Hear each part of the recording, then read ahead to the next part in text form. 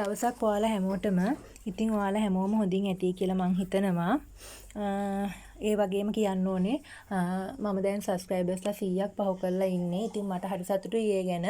ඉතින් මාව සබ්ස්ක්‍රයිබ් කරලා මාව නරඹන හැමෝටම ගොඩාක් ස්තුතියි කියලා අදත් කියනවා. ඒ වගේම මේ වීඩියෝ එකත් සබ්ස්ක්‍රයිබ් කරලා නරඹන්න කියලා සබ්ස්ක්‍රයිබ් නොකරපු අයගෙන් මං ඉල්ලනවා. ඒ වගේම ලයික් කරන්න, කමෙන්ට් කරන්න. වීඩියෝ එකේ අඩුපාඩු තියෙනවා නම් ඒවත් කමෙන්ට් කරන්න. එතකොට මට ඉස්සරහට වීඩියෝ කරනකොට ඒවා හදාගන්න පුළුවන්. ඉතින් මම අද කතා කරන්න යන්නේ ඔයාලත් එක්ක මේ රෙදි සේදීම් පිළිබඳව. ඉතින් අපිට ගෙදර සර්වන්ට්ලා නැහැනේ. ඉතින් අපිට ඉන්නේ එකම සර්වන්ට් රෙදි සෝද ගන්න විතරක් තියෙන වොෂින් මැෂින් එක. ඉතින් අද වෙනකොට දැන් මම නම් වොෂින් මැෂින් එක අරන් අවුරුදු 5ක් විතර වෙනවා. ඉතින් අද දැන් මේ වෙනකොට වොෂින් මැෂින් එක සාමාන්‍යයෙන් 80000ක් 79000ක් වගේ ගානකට ගිහින් තියෙනවා. ඉතින් එච්චර ලොකු මුදලක් දීලා වොෂින් මැෂින් එකක් අරගෙන ඒකේ ආයු කාලය අඩු වුණොත් ඉතින් ඒක ලොකු අපරාධයක්. එතකොට අපිට රෙදි හොදනකොට හරි තියෙන මේ පහසුව ඒකත් නැති වෙනවා. ඉතින් ඒ හැමදේම හිතලා අපේ වොෂින් මැෂින් එකේ ආයු කාලය වැඩි කරගන්න අපි මොනවද කරන්න ඕනේ, අපි මොනවද නොකරන්න ඕනේ කියන එක මම මේ ඔයාලත් එක්ක කතා කරන්න යන්නේ. ඉතින් ඔයාලත් මෙහෙමද කියලා බලන්න කරන්නේ. ඒ වගේම මම කියනවා මම මේ දේවල් කතා කරනකොට මේවා දන්න අයත් ගොඩාක් ඇති. නමුත් මම නම් වොෂින් මැෂින් එකක් ගත්තට පස්සේ තමයි මේ විස්තර දැනගත්තේ කොහොමද කින්දමන්ද කියලා. ඉතින් නොදන්න අයත් ඇති. ඒ නිසා ඒ අයට තමයි මම මේ වීඩියෝ එක ගොඩක්ම ගේන්නේ. ඉතින් ඔන්න රෙදි ටික හොදලා ඉවරලා දැන් මම කල්පනා කරා වොෂින් මැෂින් එකක් සුද්ධ කරගන්න ඕනි කියලා. ඇත්තටම ඔයාලට වීඩියෝ එකක් ගේන්න ඕනේ හින්දා මම වොෂින් මැෂින් එක මාසයක් එකමාරක් දෙකක් විතර සුද්ධ කරේ නැහැ. මොකද ඔයාලට ඒක හරියටම තියෙන ඒකේ ඩස්ට්බින් ටික පෙන්වන්න ඕන නිසා. මොකද සුද්ධ නොකරොත් කොච්චර කුණු දූවිලි ගොඩක් මේ වොෂින් මැෂින් එකට බඳිනවද කියලා පෙන්වන්න ඕනේ හින්දා.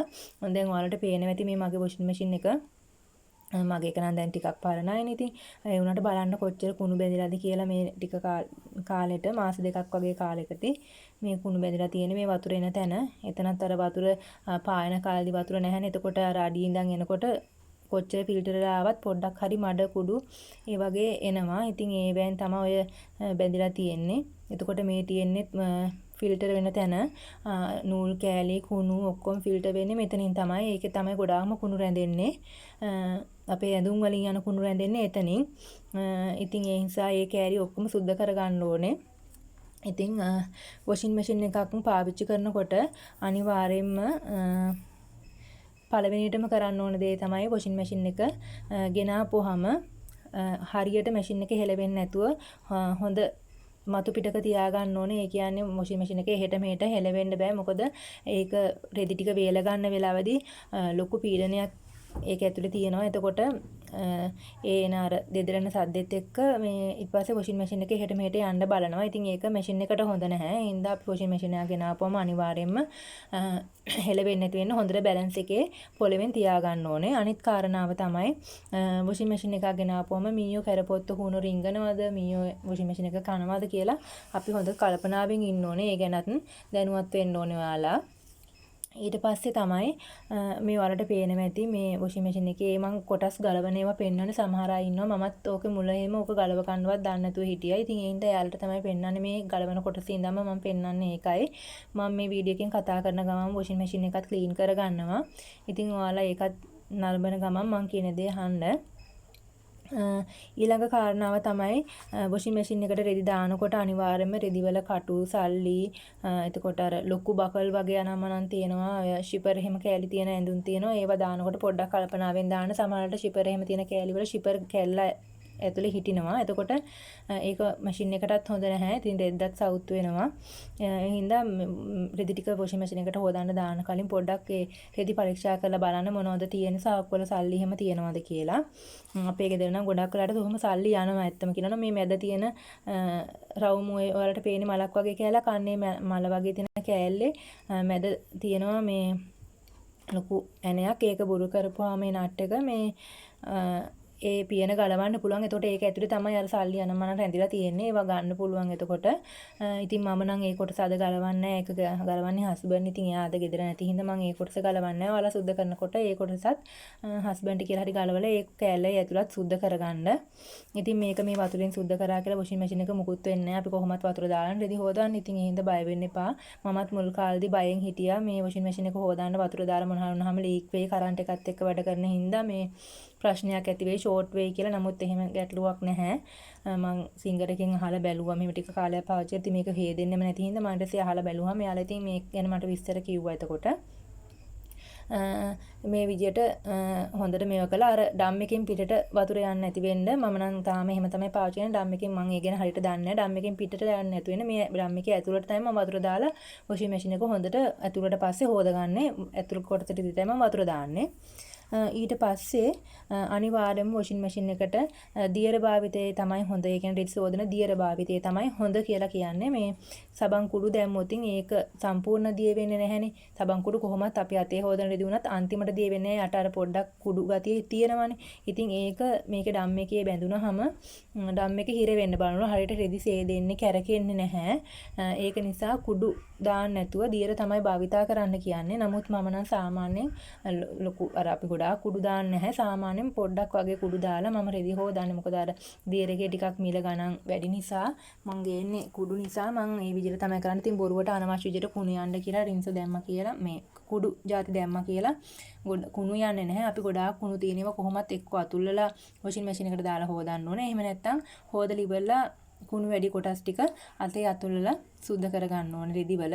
එහෙම නැතුව මොනවාද සබන් කුඩු වර්ග දැම්මා කියලා ගොඩාක් මේ වොෂින් මැෂින් එකට ඒකෙන් හානියක් වෙනවා මිසක් රෙදිවල කුණු යෑමක් සිද්ධ වෙන්නේ නැහැ. ඒ හින්දා කුඩු භාවිතා කරනවා නම් රෙදිවලට අවශ්‍ය විදිහට විතරක් කුඩු දාන්න. බොරුවට ඕන්ට වඩා සබන් කුඩු වර්ග භාවිතා කරන්න එපා. ඒකත් මැෂින් එකට හොඳ නැහැලු. ඒ වගේම තමයි මේ වොෂින් මැෂින් එකක් ගත්තාම අපි මේකේ සිස්ටම් එක හරියට හදා ගන්න ඕනේ.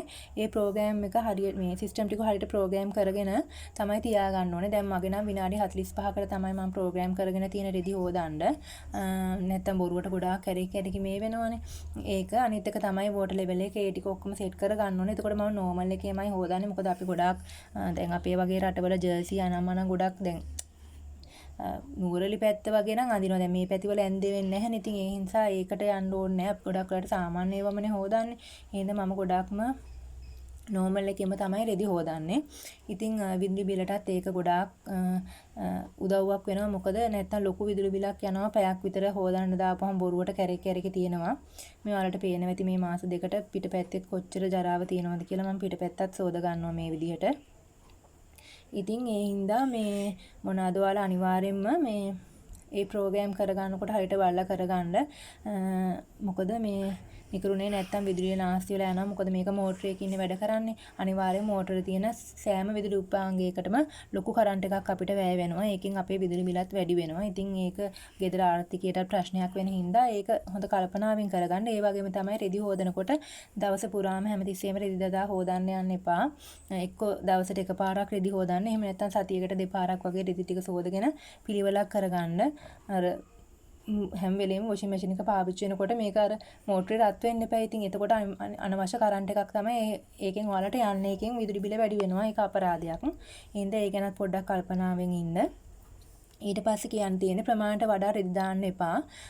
දැන් බෙඩ්ෂීට් වගේ දානකොට ගොඩක් බරයිනේ. එතකොට ප්‍රමාණයට වඩා රෙදි දාන්න යන්න එපා. ඒ ප්‍රමාණයට හරියට බලලා රෙදි ටික දාගන්න. මොකද මේකේ තියෙනවනේ කිලෝ ගාණක් අපේ වොෂින් මැෂින් එකේ කිලෝ ගාණට වඩා මම නම් හැමදාම කිලෝ එකක් වගේ අඩු. දැන් මගේ තියෙනවා 8කට යන්න. නමුත් මම දාන්නේ හැම වෙලේම 7යි. මොකද එකක් හරි මං ඉතුරු කරගන්නවා. ඒ වගේ රෝන්ට වඩා රෙදි දාන්න යන්න එපා. එතකොට කොහොමත් කැරකෙන්නෙත් නැහැ. රෙදි ටික තේදෙන්නෙත් නැහැ ඒකෙන්. තේරුමක් නැති වැඩක් තමයි වෙන්නේ. ඉතින් ඒක නිසා මේ ප්‍රමාණයට වඩා රෙදි දාන්න කොහොමත් යන්න එපා. ඒක වොෂින් මැෂින් එකේ ක්‍රියාකාරීත්වයට බාධාවක් ඇති වෙනවා. එතකොට වොෂින් මැෂින් එක අපිට කාලයක් පාවිච්චි කරන්න තියෙන එක ඉක්මනින්ම කැඩලා යන්න පුළුවන්. ඉතින් කැඩුනොත් හදා ගන්නත් සාමාන්‍යයෙන් ලොකු මුදලක් යන හින්දා නිකරුණේ පාවිච්චි කරනකොට පරිස්සමට පාවිච්චි කරන්න. ඒ වගේම තමයි රෙදි ටික දැම්මට පස්සේ ඒකේ වෝටර් ලෙවල් එක ඔටෝමැටික් එකක නම් හැදෙනවා කොහොමත්. මම නිකන් ඒව නම් දන්නේ නැහැ. මම හිතන්නේ ඒක ඉතින් ඔයාලා බලලා වතුර දාන්න ඕනේ ඇති. ඉතින් කොහොම හරි මේ මම මේ පෙන්නන්නේ ඔයාලට මේ කෑල්ල සෙට් කරගන්න විදිය. මේක මුලදී මට සෙට් කරගන්න දන්නේ නැතුව හිටියා. හැම පැත්තටම සෙට් කරා. දැන් මේ විදියට මෙහෙම සෙට් කරන්න බෑ. ඔයාලට පේනවනේ. ඉතින් ඒක නිසා මේ දැන් මම මේකේ පෙන්නනවා කොහොමද හරියට සෙට් කරගන්න කියලා. ඒ විදිහට සෙට් කරගන්න ඔය කෑල්ල ෆිල්ටර් කෑල්ල ආයි දානකොට ඒකම මට කියන්න ඕනේ. ඉතින් අර වතුර දාන එක වොෂින් මැෂින් එකට වෝටර් ලෙවල් එක දැන් අපි හිතමුකෝ 6ක් ආවනම් අපි දැන් වතුර නැති කාලේ කියලා ඒක ආයේ අපිට 5ට ඕන ගානකට අඩු කරගන්න පුළුවන්. එහෙම අඩු කරන්න යන්න එපා. එතකොට ඒක වොෂින් මැෂින් එකට බාධාව. මොකද එතකොට එයා බලෙන් අමාරුවෙන් තමයි කැරකෙන්නේ. එතකොට ඒකෙන් වෙන්නේ අපේ වොෂින් මැෂින් එක කාලයක් පවතින එක නිකම්ම නැති වෙලා ඒක අපෙන් ගිලිහිලා යන එකේ හින්දා වතුර ලෙවල් එක ගැනත් හොඳ කල්පනාවක් තියෙනවනේ වොෂින් මැෂින් එකේ රෙදි සෝදනකොට. ඉතින් ඊට පස්සේ මට කියන්න තියෙන්නේ කොයි වෙලාවකවත් රෙදි හේදන ගමන් දොර අරින්න එපා. කොහොමද රෙදි වේලෙනකොට නම් අපි වොෂින් මැෂින් එකේ ඒ ඩ්‍රෝ එක ඕපන් කරුවොත් අනිවාර්යයෙන්ම වොෂින් මැෂින් එක නතර වෙනවා. ඒක ඒ විදිහට තමයි හදලා තියෙන්නේ. මොකද ඒක ගොඩක් ඩේන්ජරස් නිසා. මොකද ඒක නතර වුණත් ටිකක් වෙලා යනකම් කැරකෙනවා. ඉතින් ඒක ගොඩක් ඩේන්ජරස් පොඩි බබාලා එහෙම ඉන්නකොට ඉතින් කොහොමත් ඒක ලොක් වෙන්න තමයි හැදලා තියෙන්නේ. ඒ කොහොම වුණත් වොෂින් මැෂින් එක දොර අරින්න එපා. වොෂින් මැෂින් එකට රෙදි දාලා අපි වැහුවට පස්සේ ඒකට පාඩුවේ වැඩේ කෙරෙන්න ඉඩ දෙන්න. මොකද එහෙම නැතුව අපි සැරින් සැරේ ඒක ඇර රෙදි දාන්නයි කරන්නයි ගියොත් ඒකත් වොෂින් මැෂින් එකේ ආයු කාලයට ගැටලුවක් වෙනවා. අනිත් එක මේ හැමදේම කරනකොට මේ වගේ ප්ලග් එකක් ගලවලා ස්විච් එකෙන් ඕෆ් කරලා ප්ලග් එකක් ගලවලා මේවා කරන්න. ඒක හොඳට මතක තියාගන්න. අමතක වෙලාවත් ප්ලග් එක දාලා ස්විච් එක දාලා මේවා කරන්න එපා. දැන් මම මේ වොෂින් මැෂින් එක මේ ඔයාලට පේනවා ඇති වේල ගන්න තමයි යන්නේ. දැන් මම හොඳට හතුරු සෝද ගත්තා. මේ විදියට ඔන් කරලා ඊට පස්සේ ස්ටාර්ට් කරලා මේ ඔන් කරලා ඊට පස්සේ ස්ප්‍රින්ග් කියන බටන් එක ඔබලා ස්ටාර්ට් කරන්න. ඊට පස්සේ මේක ඔටෝම මේක අපි හොදපු වතුර ටික එළියට යනවා. ඊට පස්සේ මේකේ දොර වහන්න. දොර වැහුවට පස්සේ මේක ඇතුළ හොඳට වේලෙනවා. ඉතින් ওই ටික තමයි මට කියන්න තියෙන්නේ. මේ ඔයාලට පේනවා ඇති මේ අපි හොදපු වතුර ටික සේලම යනවා වොෂින් මැෂින් එකේ තිබ්බ ජරා බොක්කම ටික එළියට යනවා. ඊට පස්සේ මේ අපිට පුළුවන් හොඳට මේක දැන් මේක හොදගෙන වේල ගත්තට පස්සේ අපිට පුළුවන් රෙදි කෑල්ලක් අරගෙන මේ ඩම් එක ඔක්කොම හොඳට නැවතත් මේ උඩ මූඩි හැමතැනම ආයෙ හොඳට මේ හොඳ කොටන් රෙදි කෑල්ලක් අරගෙන පිරිසිදු එකක් අරගෙන හොඳට පිහිද ගන්න පුළුවන්. එතකොට තව ටිකක් හොඳයි අර වතුර පිටින් තියනවට වඩා. කොහොමත් අර ෆ්‍රිජ් එකක් වගේ තමයි ෆ්‍රිජ් එක සෝදන්න නැතුව පිරිසිදු කරන්න නැතුව කාලයක් තිබ්බොත් ෆ්‍රිජ් එකෙන් අර අමුතු දුගදක් එනවා. හදිසියේ කරන්ට් එක එහෙම ගියපු වෙලාවට අමුතු දුගදක් එනවා. ඒ වගේම තමයි වොෂින් මැෂින් එකත් ක්ලීන් නොකර තිබ්බොත් ඒකිනුත් අමුතු අර ඇතුලෙන් ගඳක් එනවා. මොකද මේක වහිලාමනේ තියෙන්නේ දොර. එතකොට අර ඇතුල ඔක්කොම මේ වෙලා මේ අමුතු ගඳක් එනවා. එහෙනම් අනිවාර්යයෙන්ම ක්ලීන් කරන්න ඕනේ ළමයි මේ වොෂින් මැෂින් එක. ඒ වගේම කියන්න ඕනේ මේ වොෂින් මැෂින් එකට අපි විදුලිය ලබා දෙනකොට මේ තියෙන වේලෙන වෙලාව වොෂින් මැෂින් එක අපි රෙදි වේලනවා වගේම තමයි වොෂින් මැෂින් එකත් ඒ විදිහටමයි වේලන්න ඕනේ ඇතුළ.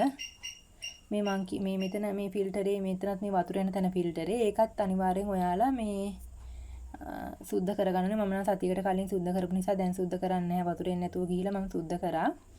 මේ ඔය වගේ තමයි සුද්ධ කරගන්න ඕනේ. ඊට පස්සේ නැවත ඇතුලේ කෑලි හයි කරගන්නකොටත් විදුලිය විසන්ධි කරලා තමයි අපි ඇතුලේ කෑලි ටික කෝකටත් සෙට් කරගන්න ඕනේ. මොකද කියන්න බෑනේ ඉතින්. ඒක නිසා මේ වගේ හොඳට පිළිදගෙන ඉවරලා ඇතුලේ තියෙන කෑලි ටික සෙට් කරගන්න. ඒ වගේම තමයි මේ වොෂින් මැෂින් එකට විදුලිය සපයනකොට ඩිරෙක්ට්ම දෙන විදියට වොෂින් මැෂින් එකට දැන් ඔයාලා දකින්න ඇති මගේ බිත්තියෙම තමයි මම දෙන්නේ.